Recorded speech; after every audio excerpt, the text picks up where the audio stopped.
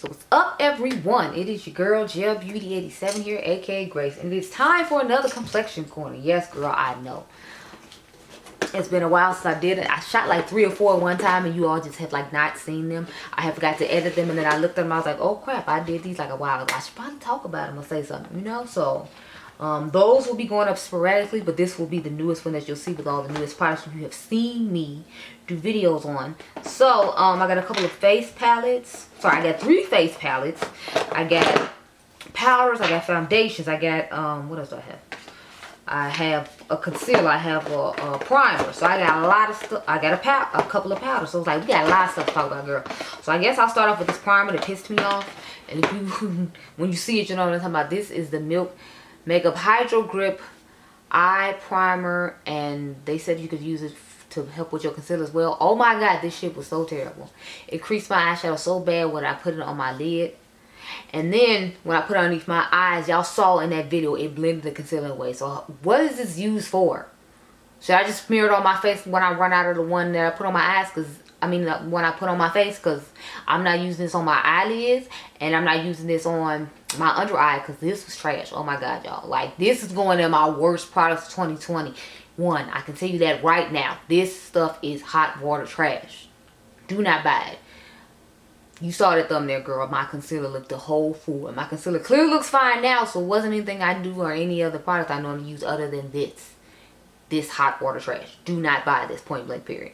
You can try it for your eyeshadow if you dare, but it creased and made the shimmers on my eyelids make my eyelids look older. Now, I know I'm in my 30s, so I mean, like, I don't expect them to look super young, but it's like, I feel like they look fine now, and you know, I'm not using that. So the common denominator to me is that, and I just don't want any parts of it. I want reparations for the foolishness that went on in my eyes for using that crap. Like, that's just how I feel.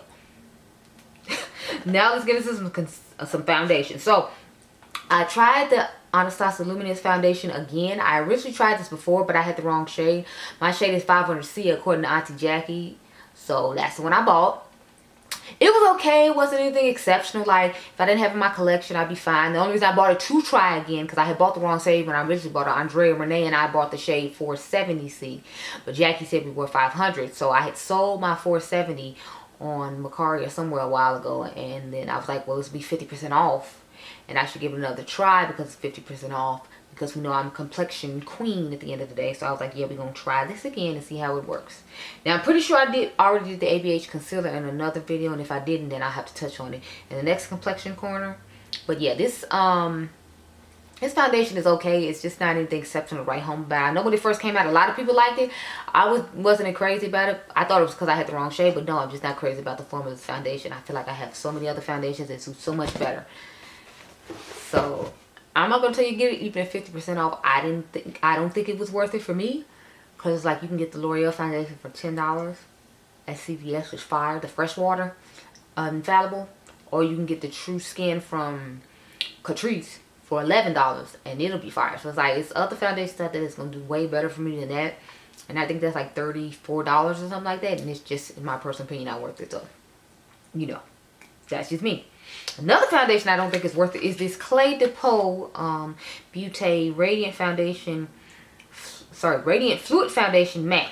I have the shade Very Dark Ochre 090, and just like I said in that video, where is this very dark? Where is this? Look at this color. Where is this very dark? Because I'm not seeing this as being very dark. I don't think I'm very dark. Do you think I'm very dark? Because if I'm very dark, then what is Lupita Nyong'o?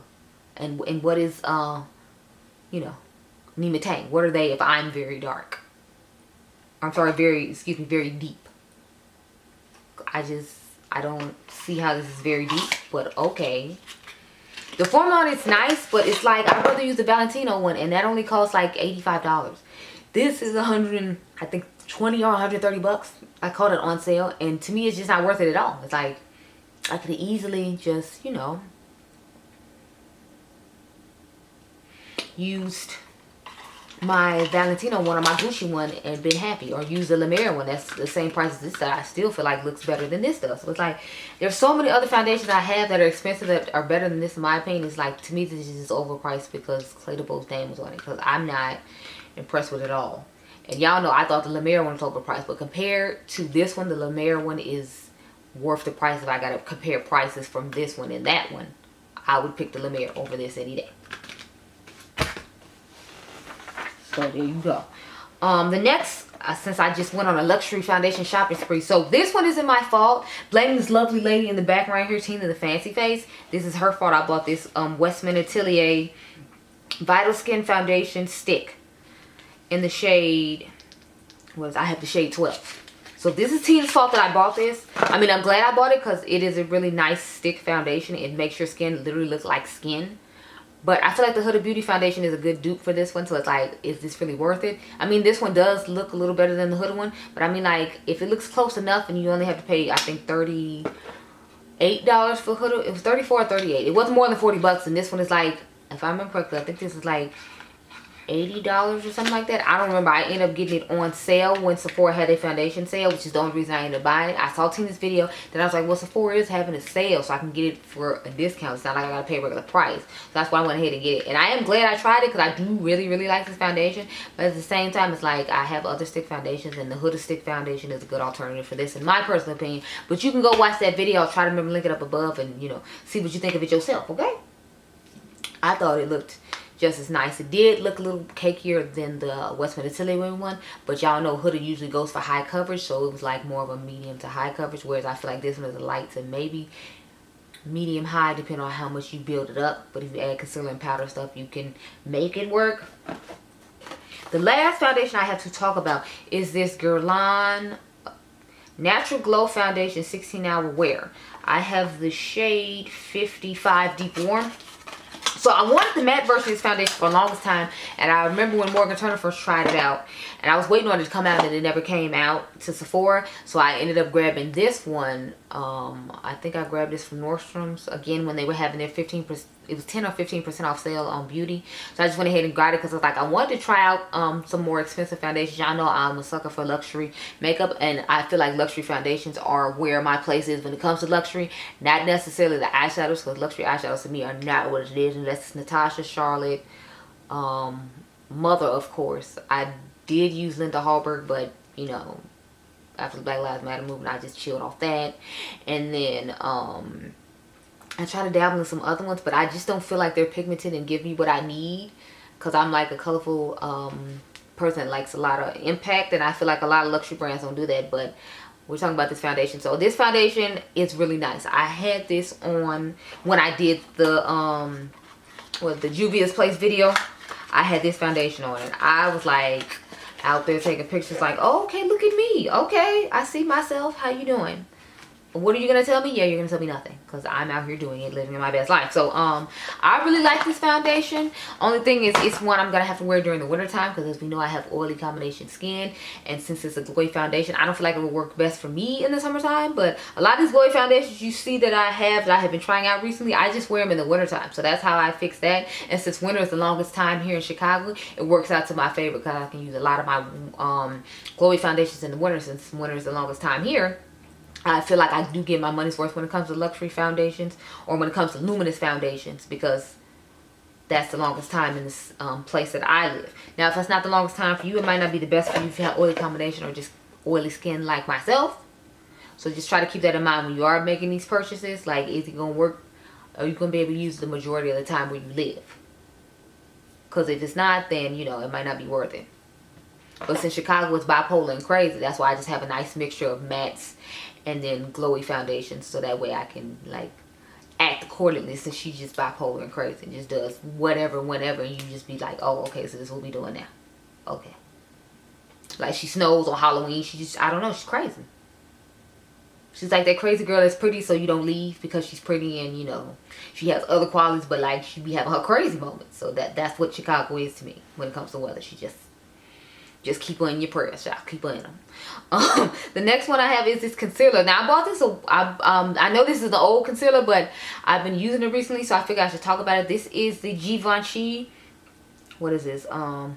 Tint Couture Everywhere concealer. I have the shade 40. I did feel like this ran a little bit pink, but I made it work with my yellow powder. It's a good concealer. I only bought it because Casey Holmes raved about it when it first came out. But when it first came out, the foundation range that came with this concealer was trash. So I was like, I'm not promoting it. I'm not talking about it. So I figured I could talk about it now when nobody will care, nobody will be bothered with it or be concerned about it.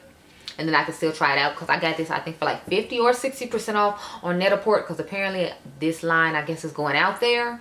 So they discounted it heavily. So I went to the clearance rack and saw it, and I remember Casey Holmes raving about it. So I was like, let me go ahead and try it, because if you all didn't know, when Casey says the concealer or the foundation is popping, I will buy it immediately. Let Casey say it's not it. I don't want any parts of it, because I feel like Casey Holmes is my, you know, my foundation scent angel. Because like whenever she tries something, I always like it. Whenever she doesn't try anything, I mean, whenever she doesn't like it, I usually don't like it either. So I was like, I can trust her. And she said this concealer is good, even though she said it, I think it was like over a year ago before I bought it. But she was right. I like the concealer. I think it's nice. It has this weird, horrible applicator to it though. Like, let me show y'all. This applicator is so retarded. I'm like, who came up with this? Like, look at this. It has like this weird nub on it, if you will. Focus, please. So they can see the baby nub. Yeah, see, like, it's this weird nub, and it has like a ridge on the other side of him. Like, I don't know what's going on with that, and whose eyes made like that for it to be like that. So like, whoever came up with this, you're fired. You should be fired. Y'all should be fired for the shade range, but we're not gonna get to that. But yeah, you should be fired, because I don't know what type of, like, to me, a man came up with that. Because what woman would come up with this weird ass ridge to put underneath your eye? Like, who's doing that? A man, because he doesn't wear makeup. I don't know. Okay, so the next products we have to talk about are powders. So y'all know I bought this Dior Forever Cushion powder in the shade Deep. And when I first pulled it out, y'all, I was like, hold up, Dior. I thought you had my back. I thought we was cool. I thought we was family. And you out here betraying me with this color. Because, y'all, this color, you see how light that looks in there, right? I was like, what am I supposed to do with this? It's like some weird, warm, cool, tonish type shade. And I wasn't feeling it. So I was like, in the video, I was telling y'all, I was like, I don't know. Plus, this is heavily perfumed. So if you don't like that, then, you know, just maybe keep away. But I know Dior products don't usually let me down. So I was like, I think I'm taking a leap of faith, even though this color looks crazy. And we're going to try it out. And sure enough, it was fine, you know. It looks great on the skin. I love wearing it. I think I had it on Sunday, too, when I did the Juvia's Place video. That was the powder I put on, I'm pretty sure it was, on the face. And then underneath the eyes, I used Prime Beauty's Golden Gal color underneath my eyes, and it worked fine. So I'd recommend that powder. And that's actually sold at Sephora, so that might be a thing you want to pick up during the Sephora VIB sale, because it's really nice and it looks really nice on the skin. I just hate that net mesh packaging that I showed you all in there. That's the thing I don't like about it. But I guess it's supposed to help put it on softly, as opposed to putting on aggressive powder and like it all spilling out. The last one I have to talk about is this Makeup Forever Ultra HD Setting Powder in the shade 4.0 Tan Neutral. Oh my goodness, y'all. This powder is so good. Like, I had to stop myself from using it and make myself use other powders at home. Because it's like, I would literally just reach for this powder and that'd be it. But it's been sitting here in a box now for, I think, like 2 weeks. So that's why I haven't had a chance to use it. But it has one of those things like the Too Faced one has in it, where you just have the topper to pull it out. And then you know, shows you the powder or whatever. I don't necessarily like these, but it's like, I understand how they can be helpful if you're going on vacation and taking this with you, and then powder could end up spilling everywhere. So it has that little buffer to stop it. And I actually used the little puff that comes with it too. See, it's like a little bit dirty because I used it. Like, I like to use this because you can get in the corners of the eye and get the powder done real nice. And I don't usually use stuff like this. Like, I know Laura Mercier sells them too, and I don't use them. But it's like, I really like this one. So I'm happy that I have it. And I'm so happy I bought this powder. I secretly want to get one for like my skin tone to see how that works out. But I was like, no, we're going to calm our happy selves down. And we're not going to do that. New eyes with this. No. So I came back to finish the rest of the video because the camera card ended up getting full. And I was like, oh, well, I'm not about to try to refilm this tonight. It was like 11 o'clock at night then. It's 11 o'clock at night now. But I was like, I'm going to finish it up since I'm already came back and filmed like 2 other videos. So the last thing I have to talk about are face palettes. So I have the Lethal Cosmetics face palette here. I have, I believe this is the darkest one they make. So it's a bronzer, it's a blush, it's a highlighter. So it gives you that yellowish gold highlighter, like a lighter version of Trophy Wife without nearly as much glitter. Then you have like a nice berry tone blush, and then you have this nice bronzer. These products perform really nice on the skin. I really like the bronzer the best. The blush is really pigmented and nice too, so I have a light hand with it. And then the highlighter was just okay to me. That was the thing I was least impressed with. I guess I just don't like this color with the rest of the combination that's in the palette. Maybe I should get a different color, because it's like they let you make them yourself too, but I just bought this pre-made one when it came back in stock. So I really like the product. It's just more of, I'm like,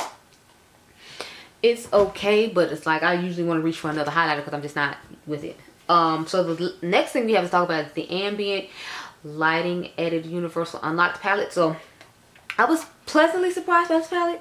I mean, it was a long time coming. It took long enough, so I should be pleasantly surprised, because, you know, it took you 100 years to come out with it. So the blushes are what I was mainly surprised about, because I didn't think this one was going to show up, but it actually did show up nicely. This one showed up nicely. The bronzer is still trash and doesn't work for anybody. The highlighter is pretty nice, and the finishing powder is okay, but it's like I can use the Jaclyn Hill huge tub of finishing powder that she came out with and get a nice glow on the skin. I already have blushes that are the skin tone that people would make 100 years to work for me, and then like the highlighter is nice or whatever, but so I personally don't think it's worth the price. But then again, I could just be jaded at the fact that it took them 100 years to come out with it. I'll take the latter. So that's my thoughts on that. Moving on. So of course we have to talk about the Patrick Ta blush palette. So let me open her up. I don't know why I put her back in the box, because I knew I was gonna have to make this video next, but you know, neat person to me when it comes to my makeup was like, yes, put it back in the box, even though we don't really need it there. But yeah, so I still haven't taken mine back to the store or returned it. I can't find my receipt, which is why I mainly haven't done it, because otherwise I would have usually already had it done. But since I can't find my receipt, I'm like, I don't know if they'll accept it or not. So this is what it looks like on the inside. It is simply stunning. Believe it or not, my favorite colors are this one right here, She's Baked. I like She's a Doll too, though, the very light pink one, which I didn't think I was gonna like that well, but I actually think it looks really nice on the skin. I feel like all these are a great variety for all skin tones, and I feel like Patrick always does a good job of having a good variety when it comes to whatever it is that he's making. So I will live and breathe and die when he actually comes out with blushes. I mean, when he actually comes out with highlighters or foundations and concealers. That is what I am waiting on.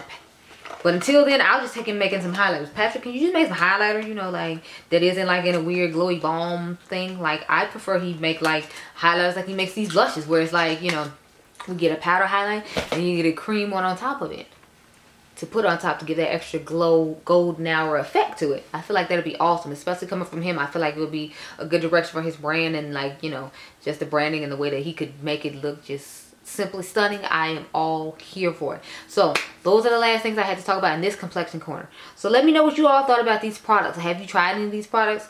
Were you surprised if my opinions have changed on any of the products?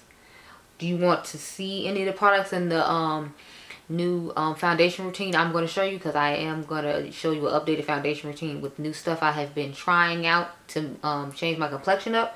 So you can tell me if any of the stuff in there you want to see used again in that video, and I can do that. So I hope you all enjoyed this video. Remember, you all are diamonds. I'll catch you guys in the next one. Be blessed, girl. Bye.